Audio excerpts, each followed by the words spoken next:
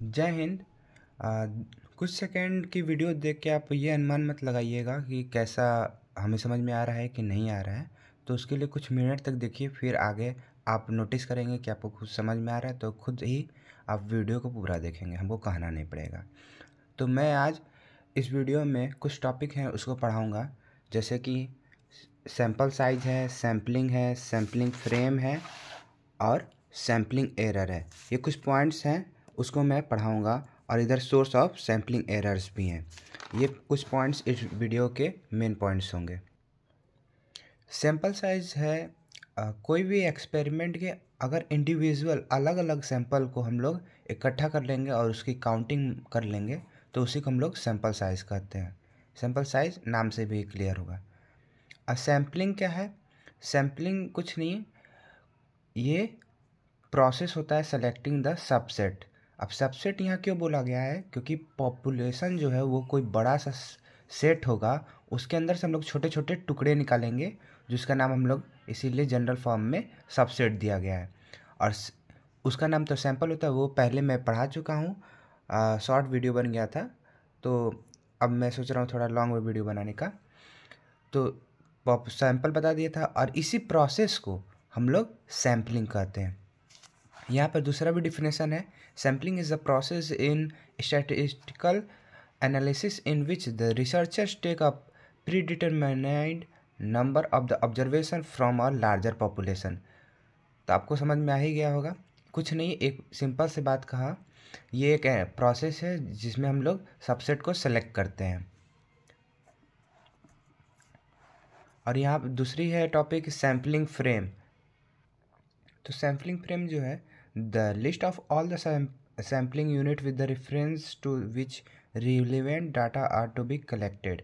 मतलब sampling frame में उसे कहते हैं जो सैम्पलिंग हम लोग किए थे जो यूनिट्स का, उससे कुछ रिलेटेड डाटा उस सैम्पलिंग का इकट्ठा करके रखा गया हो। और it is the sampling frame from determine the sampling unit which the included in the sample in the frequently.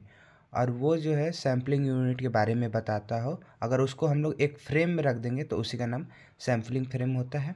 और इस जो बारे में है, किसको इकट्ठा करके रख दिया जा रहा है, उसका नाम सैम्पल यूनिट होता है। और सैम्पलिंग फ्रेम का दूसरा बहुत ईजी डिफिनेशन है, ये लिख सकते हैं आप, 2 मार्क्स में आता है ये। Sampling frame is the key notes around which the selection and estimator process revolve. Sampling frame क्या है? जहाँ पे सिलेक्शन जो हम लोग सेलेक्ट किए हैं और एस्टिमेटर का जो प्रोसेस है वो दोनों ही सैम्पलिंग फ्रेम के पास रहता है, क्योंकि सैम्पलिंग फ्रेम जो है वो सैंपल को कलेक्ट करके रखा रहता है, और सैम्पलिंग जो है वो एक प्रोसेस है। और यहाँ सैम्पलिंग फ्रेम का एक और डिफिनेशन है, क्या है? A complete list of a sampling unit map और other related acceptable material such that complete list of information regarding the sampling unit which represent the population to the covered in is called a sampling frame। इसका मतलब क्या हुआ कि जितना भी हम लोग सैंपल यूनिट लिए हैं, इकट्ठा करके रखे हैं, जो कि हमारे सैंपल से या पॉपुलेशन से रिलेटेड है, और other related acceptable material, acceptable इसलिए कहा गया है कि उसी से रिलेटेड होना चाहिए, दूसरे से नहीं। उस चीज़ को, जैसे कि इन्फॉर्मेशन है कोई भी सैम्पलिंग यूनिट के, उस चीज़ को अगर वो पॉपुलेशन को डिनोट करेगा या रिप्रेजेंट करेगा तो उसी का नाम हम लोग सैम्पलिंग फ्रेम दे देते हैं। और जैसे कि हम लोग अगर कोई सैंपल लेंगे पॉपुलेशन में, तो जाहिर सी बात है कि कुछ उसमें एरर आएगा। कोई ऐसा नहीं जो कि 100% परफेक्ट है, ऐसा कहीं नहीं हो सकता। वो बस रिटन में, मतलब थियोरेटिकली कंप्लीट हो सकता है, ऐसे कभी भी 100% नहीं होगा। इसलिए एरर होता है, जो कि सैम्पलिंग में 2 टाइप्स के होते हैं, सैम्पलिंग एरर और नॉन सैम्पलिंग एरर। अभी फ़िलहाल नॉन सैम्पलिंग एरर पढ़ना है, नॉन सैम्पलिंग एरर नहीं पढ़ना है। उसको मैं बाद में कवर कर दूंगा, अगर आप लोग कमेंट्स करेंगे तो एक नई वीडियो बना दूंगा।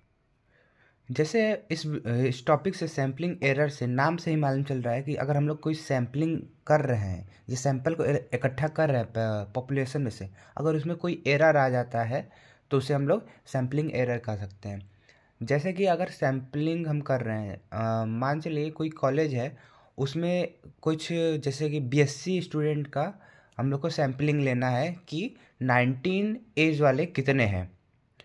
अब उसमें जो है कि कुछ बच्चे ऐसे भी होते हैं जो थोड़ा गलत मतलब हैं, जो बदमाशी करते हैं। वो बच्चे क्या करेंगे, 18 होंगे या 20 होंगे, कुछ 19 भी होंगे, जाहिर सी बात है। तो वो भी ऑटोमेटिक अपना झूठ बोलेंगे कि मैं भी 19 का हूँ, और इसी में हम लोग का पॉपुलेशन में जो है एरर आ जाता है, और सैम्पलिंग करेंगे तो और एरर आ जाएगा। ये तो बस नेचुरली था। अभी पढ़ते हैं एग्जाम के view in point of view से। Sampling error are those error which represent due to the sampling of your data. Sampling error क्या होता है, अगर हम लोग सैम्पलिंग लेते हैं डाटा का, उसमें एरर आता है तो उसको हम लोग सैम्पलिंग एरर कहते हैं।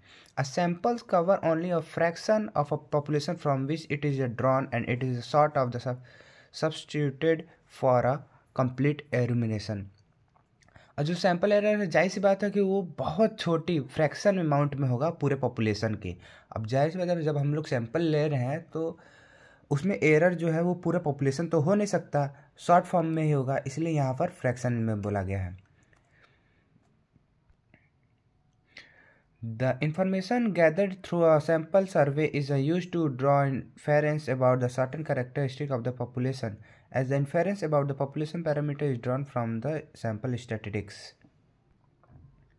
और जो हम लोग इन्फॉर्मेशन, अगर कोई इन्फॉर्मेशन हम लोग को इकट्ठा करना है, कैसे, सैम्पल सर्वे करके, अब वो जो है वो पूरा उस पॉपुलेशन का कैरेक्टरिस्टिक डिनोट करेगा, मतलब उसको दिखाएगा, दर्शाएगा। और ऐसा पॉपुलेशन सैम्पलिंग इकट्ठा करना है कि जब उनका इन्फ्रेंस निकालेंगे, सैम्पल स्टैटिक्स जो करेंगे, जो सैंपल लिए हैं वो जो है वो पॉपुलेशन को पूरी बताना चाहिए। और जो इन्फेरेंस है पॉपुलेशन का वो हम लोग सैम्पल स्टैटिक्स में से ही निकालते हैं। Now whether may with the degree of a cognition is selecting a sample, there will be always be a difference between the population value and its corresponding estimate। जैसे कि हम लोग बोलें, अगर सेलेक्टिंग कर रहे हैं तो उसमें से कुछ ज़रूरी है नहीं कि सारे जो हैं वो कंटिन्यूसली सेलेक्ट होंगे, कुछ होंगे जो नहीं सेलेक्ट होंगे। और जाहिर सी बात है उसमें डिफरेंस भी आएगा, किसमें, पॉपुलेशन वैल्यू में और उसके करस्पॉन्डिंग एस्टिमेट्स में भी। इन दोनों के बीच में जो है वो डिफरेंस आएगा। क्यों आएगा? क्योंकि हम लोगों ने सैम्पलिंग एरर कर दिया है। अब यहाँ पे मेन डिफिनेशन है, वैसे ये जो स्टार्टिंग वाली लाइन थी ये थी, और ये वाली थी, the difference between the population parameter and its sample estimate is called as sample error, sampling error. जो पॉपुलेशन पैरामीटर है और जो सैम्पल एस्टिमेट है, इन दोनों के डिफरेंस के बिटवीन, डिफरेंस जो है उसी को हम लोग सैम्पलिंग एरर करते हैं। जाहिर सी बात है ये थोड़ा कम होगा और ये पॉपुलेशन जो है वो ज़्यादा होगा, इसलिए। अब कैसे हो सकता है ये सैम्पलिंग एरर? जैसे कि हम लोग जो सैम्पल डिज़ाइन लिए हैं वो गलत सेलेक्शन कर लिए होंगे, फॉल्टी सिलेक्शन हो गया होगा। इनकरेक्ट सैम्पल साइज जो लेना था 10 का लेना था, तो हम लोग 11 15 का ले लिए हैं। Substitution of the unit in समय, और बाहरी से हम अगर कोई यूनिट्स को इस सैंपल में ऐड कर देंगे तो भी हो सकता है। Selection of the improper estimate, और कुछ एस्टिमेट जो होते हैं बहुत अच्छे होते हैं, कुछ जो होते हैं हम लोग के न्यूमेरिकल के लिए ख़राब होते हैं। अगर हम लोगों ने जो इम्प्रॉपर एस्टिमेटर है उसको हम लोग ले लिए तो भी हम लोग का सैम्पलिंग एरर हो सकता है। तो आज के लिए बस इतना ही। अगले वीडियो में हम लोग पैरामीटर स्पेस, स्टैटिस्टिक्स और रैंडम सैंपल देखेंगे, जो कि स्टैटिस्टिक्स जो है वो बहुत इम्पॉर्टेंट है। जैसे कि स्टैटिस्टिक्स हो गया, सिस्टमैटिक सैम्पलिंग हो गया और स्ट्रेटिफाइड सैम्पलिंग, ये तीनों जो है मोस्ट इम्पॉर्टेंट है अपने एग्ज़ाम पॉइंट ऑफ व्यू से, जो अब मैं बताऊंगा। और पर उसका एक शॉर्ट डिफिनेशन है, 2-3 ठो डिफिनेशन है, कोई ना कोई आपको लर्न हो ही जाएगा। और ये इजी वे, मतलब मैंने तो नहीं लिखा, कुछ तो मैंने भी लिखा है, कुछ और सर से भी है, तो ये बहुत इजी वे है। अगर आप चाहें तो ये कंटिन्यू वॉच कर सकते हैं। और इस वीडियो को बस वॉच नहीं करिए, साथ साथ में लिखते चलिए स्टॉप करके। तो हम लोग मिलते हैं अगले वीडियो में। जय हिंद।